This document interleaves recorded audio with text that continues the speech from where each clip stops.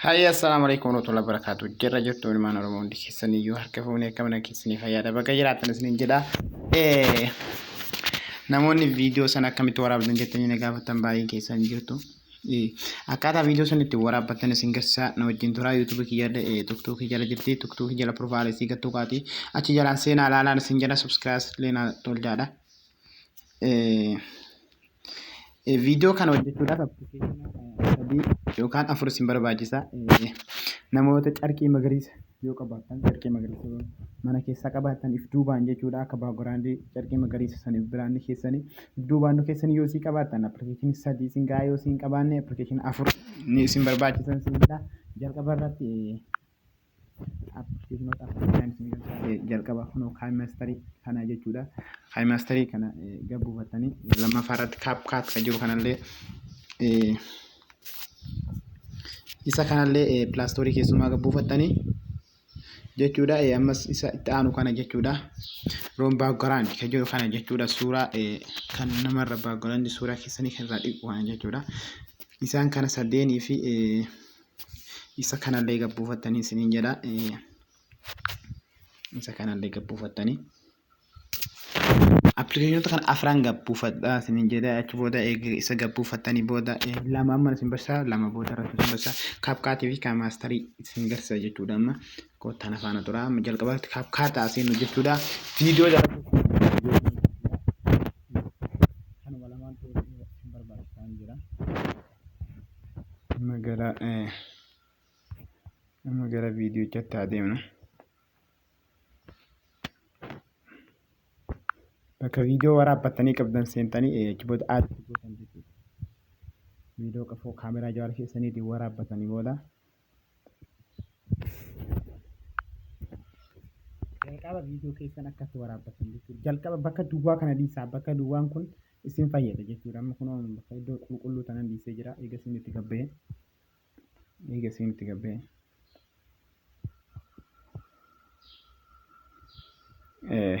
viidiyoo jalqaba viidiyoo tana baay'ee barbaachisaa ilaaluun akkaataa itti hojjette viidiyoo tana yoo sirriitti ilaalte baay'ee isin dhibu jechuudha. Viidiyoon isii guutuun tanaa jechuudha. Viidiyoon xiqqoon sun eegasii kukkutamtee keessaa babbaatee garanatti akkasii jijjiiramtee jalqaba akkanuma jechuudha.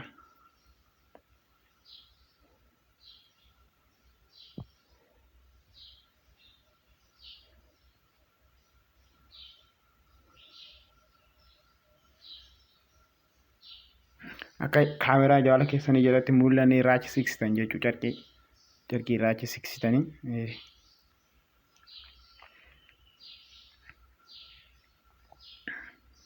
ammas akka nama lafa buufatee godhatanii irra gatteessan jechuudha.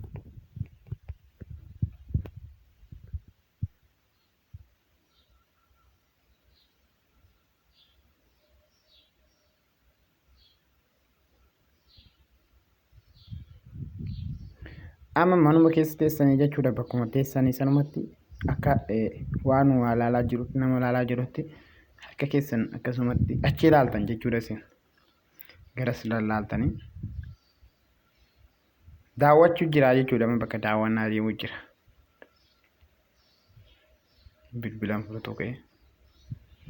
Viidiyoon dheeraadha akkasitti waraabbattee egaa akka sirreeffatte booda keessaa babbaaftee bakka sitti tole keessaa baafattaa jechuudha. Amma garummaa hojiitti adeemnu viidiyoon dheertuudha.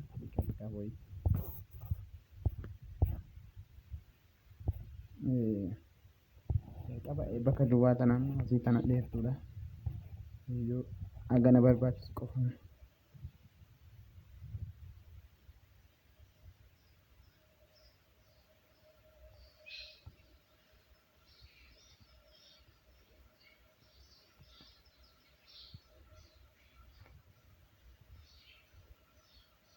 Isin yeroo dhuftanii irraa keessa bakka amma isiniin kutaa bakka viidiyoo harkaan qabdanii bakka lamatti kan kutu akka waan bakka lama kan mul'isu kana bitanii akkas harkaan gattu bitanii viidiyoo gama siitanii jechuudha. Bakka lamatti erga kuttanii gara barbaadanii gara deebitanii keessaa direet gootan jechuudha.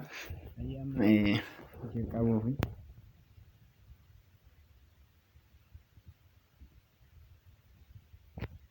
bakki inni harkaan akkas jeessanumatti gattu bitanii jechuudha. Ammas bakka lamatti kutan jechuudha.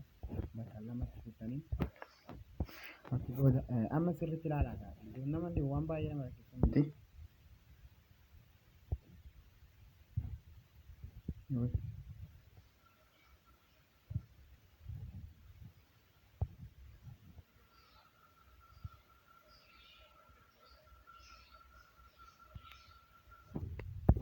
Raawwii isaa irratti hojjeta jechuudha. Kana akka lamatti fudhatee jechuudha dileet keessaa gootaa jechuudha. Ni ilaalla. Carqiin dhufee harka isaa dura bu'ee jechuudha. Ilaali warra salphaadha. Carqiin reefu hin jirre sun harkaan dhagee fudhate sun amma dhaqeetuma na dura bu'ee jechuudha. Kun akkasitti.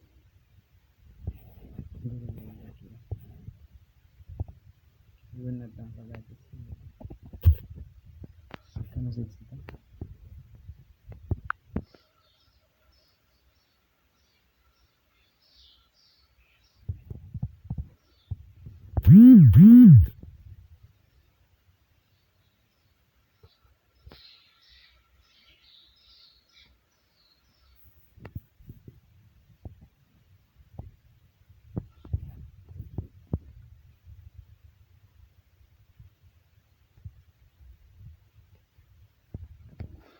Akkasitti bu'ee eegisee katira taa'e jechuudha. Kun akkana fakkaatti jechuudha viidiyoon.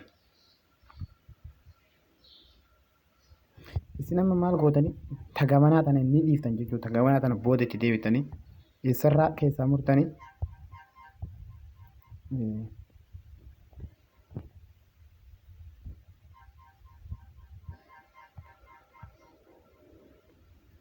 yeroo inni harkaan akeekee gaddee beerra murtan jechuu keessa.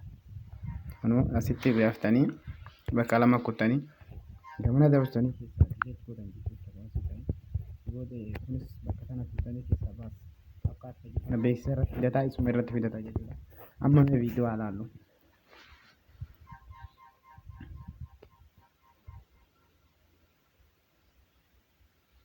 Kunoo akkanuma dhufee dura bu'ee jechuudha.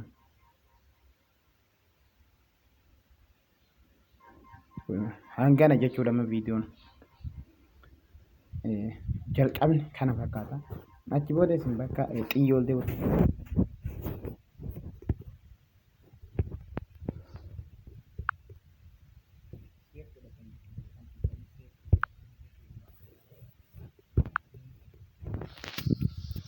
haala kanaan jawaala keessan irratti gidisanii buuti.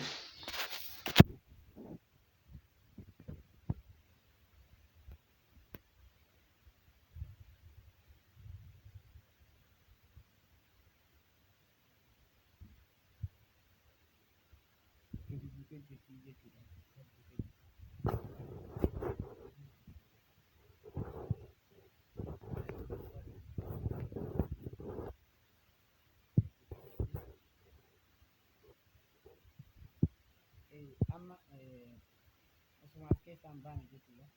Warri kalarii yookaan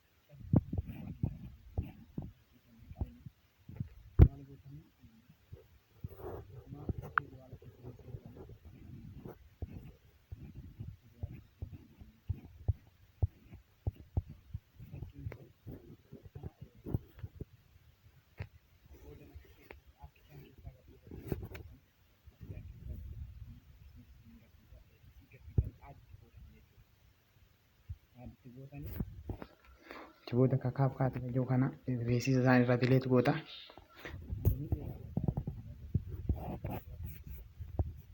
Fatta akka qabdee dheereffata. Kanas akkana qabdee dheereffata. Achi booda isii kanatti harkaan gattu jedhee gara jalaa kanatti aad bakka jettu tana jechuudha. Aad bakka jettu tanatti gattudha. Booda viidiyoo jawaala keessan keessa jiru fidii jedha. Viidiyoo reefu fudhanne tan jechuudha. Oriijinaalis bakka reefu viidiyoo reefu sunis ta'utti. Tana jechuudha viidiyoo. Amma guutuu siin fudhata. Akka barbaadan keessaa muraa jechuudha. Viidiyoo reefu maatii amma ture. Isaan muraa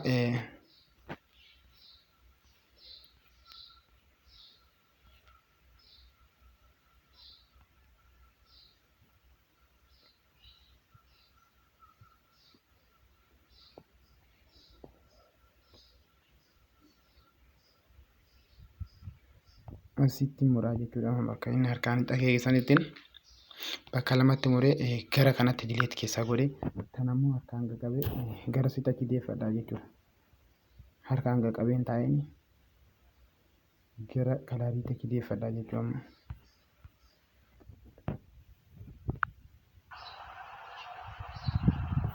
Amma deemsarra jirti.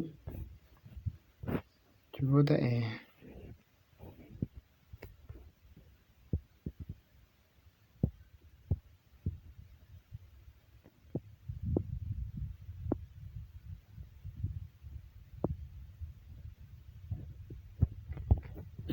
ammas asitti harkaan qaqqabeen bakka nan barbaachistu asitti keessaa baata jechuudha. Isin deema bakka jawaala fudhatee beekuutti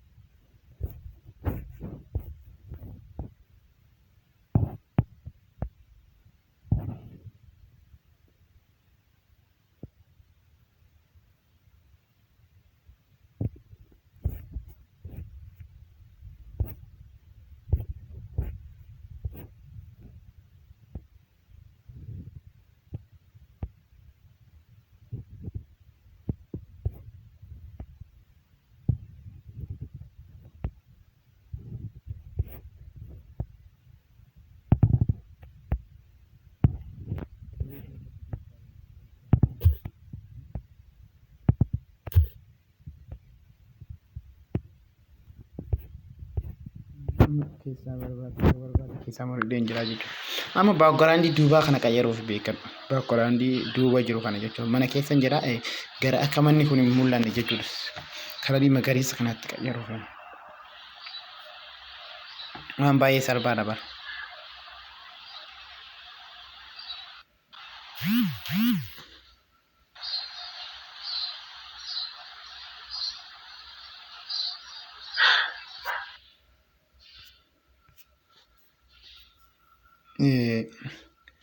Akkatti erga isin dhufe amma isin eega akkatti wal qixxeeffattanii amma viidiyoo hanga kun na barbaachisa jettee kunoo kana qabdee wal qixxeeffatta jechuudha. Kunoo isaan viidiyoon qixxaatu baate akkanatti harkisiin viidiyoo kiyya irratti eegasi viidiyoo kiyya bakka itti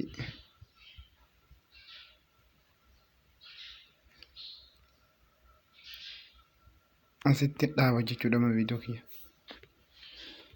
gamasiis ammas gamana dabaleen jechuudha. Saballeessa kanas asitti bakka lamatti mura akkana dabarsee dileet keessaa godhaa jechuudha. Amma kun amma sirriidha jechuudha viidiyoo. Achi booda viidiyoo keessan harkaan qaqqabdanii bakka tanatti bixan jechuudha. Viidiyoo keessan harkaan qaqqabdanii bakka roon baakgiraawundi kan jiru kana ni gartan tuqaa namaa tuqaa lama fakkaatu kana bakka roon baakgiraawundi kan jiru kanatti gattuu bixan jechuudha. Kun akkatti irraa qayyaraa jira jechuudha. Ni lakkaa.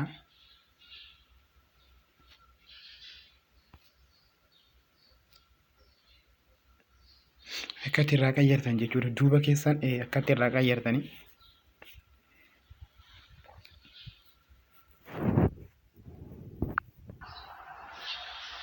Kun qayyaramee jira jechuudha. Asittis ni hafe bakka lama viidiyoon jira jechuudha. Sanii addaan citaadhaan asitti illee dhuftanii akkatti gattuu bixanii roon baakgiraawundi jettaan ammas jechuudha. Ammas gara lachuutu jechuudha.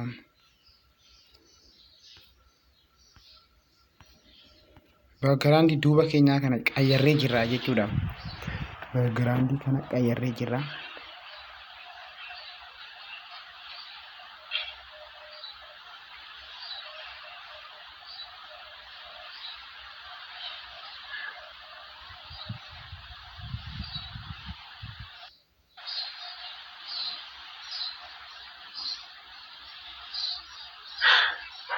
Akkatti qayyarama jechuudha. Amma qayyarama jirra. Achi booda egaa akkatti sirreeffatanii booda ammas seef gaalaar jettanii seef gootan jechuudha. Gaalaarii jawaara keessan irratti asini gabbuufattanii.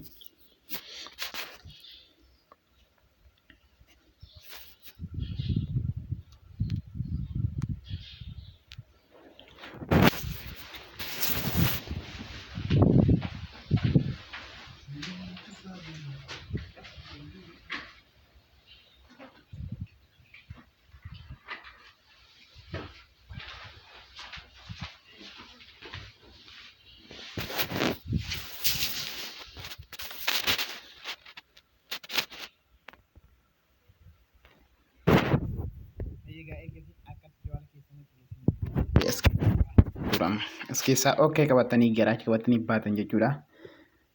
Amma gara kaan maasariitti seennaa jechuudha.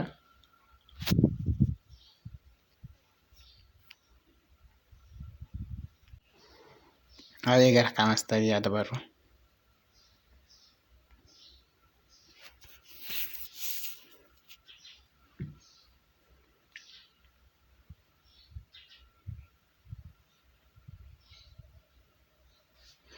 Achi booda bakka iddoo sana tutanii viidiyoo keessan akkaataatti waraabbatan jawala keessan daa'ilatti barbaadan dhaabatatti waraabbatanii nama daa'ilatti waraabee jira. Isuma irratti kattuuna. Achi booda akkaatti isin baa jechuudha. Amma akkaatti isin baa bakka miidiyaa iyyuu kana seenna. Miidiyaa iyyuu seenne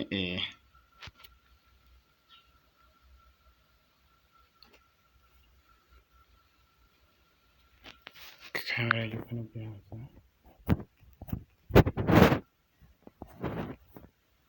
viidiyoo ammaati jechuudha.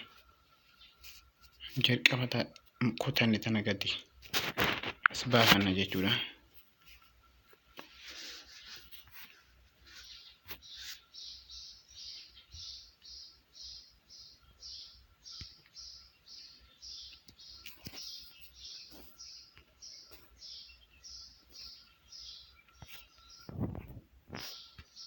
Viidiyoo reef sirreeffanna jechuudha matu.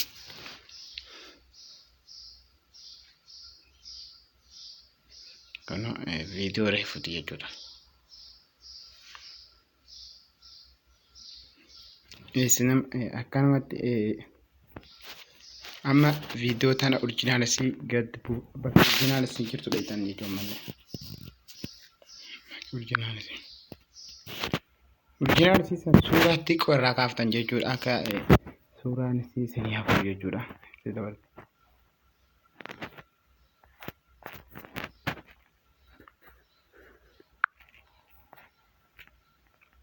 Reewwee nama baay'ee narraa fagaate.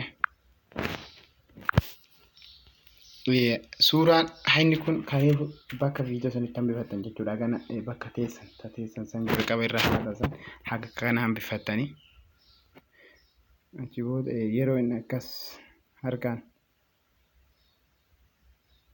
akkasitti agarsiisan dirratti dhaabdanii bakka tana fidan jechuudha. Miidiyaan filattanii bakka tana filatan jechuudha. Amma bakka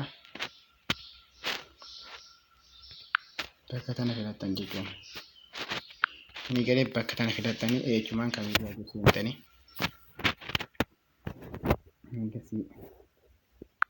Achi booda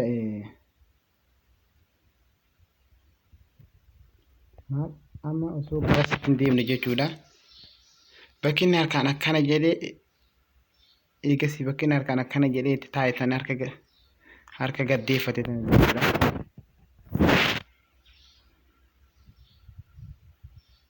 Isin kanuma jechuudha. Suuruma asirraa kaafatan jechuudha. Bakka jidduu tana tuyxanii suuraa irraa kaafatan. Suuraa isarraa kaafatanii suuraa jawaara keessan keessatti seef ta'ee jira jechuudha. Seef ta'ee jira. Okkee qabatanii keessaa baatan. Okkee qabatanii keessaa baatanii Eegas yeroo background kan yookaan seentan jechuudha. Viidiyoon dheeratee jira.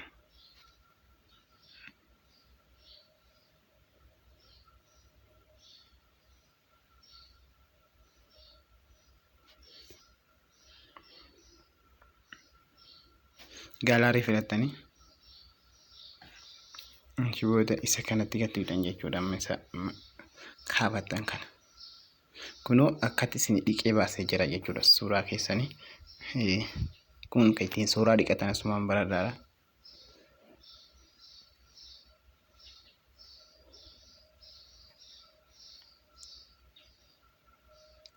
Achi booda isin qafoo jawaala keessan irratti seef gaalaarii keessatti godhatanii seef ta'ee jira. Akkanumatti amas okkee gootanii keessaa baatanii gara kaan maasariitti deebitan jechuudha. Gara kaan maasariitti deebitanii viidiyoon dheeratee jira.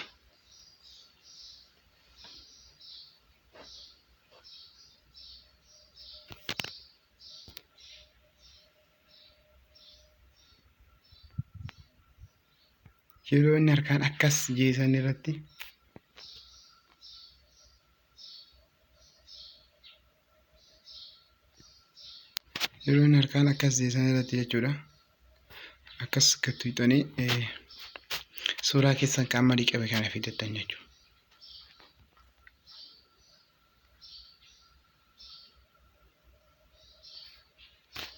Sammaa kana jechuudha.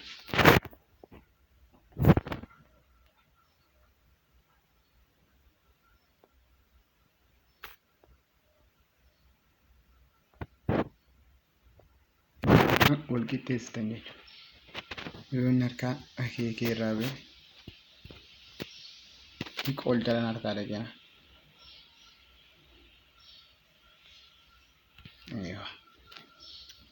Akkanatti guddiftanii wal qixxeeffatan jechuudha.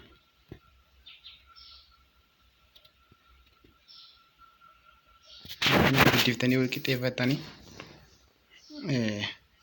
achi booda bakka qulfii tana harkaan gad fixanii diqoo akkana buttan jechuudha.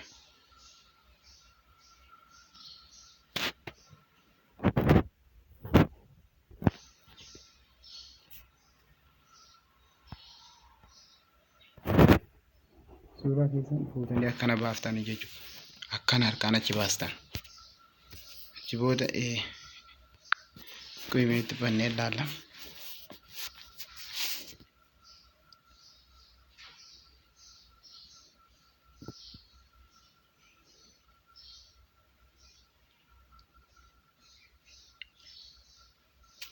Akkasitti harkaan achi baaftan jechuudha. Yeroo san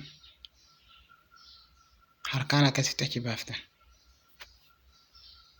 sanii jechuudha. Kana waan isin akka barbaadan keessaa murtanii kanas akkasumatti murtan jechuudha.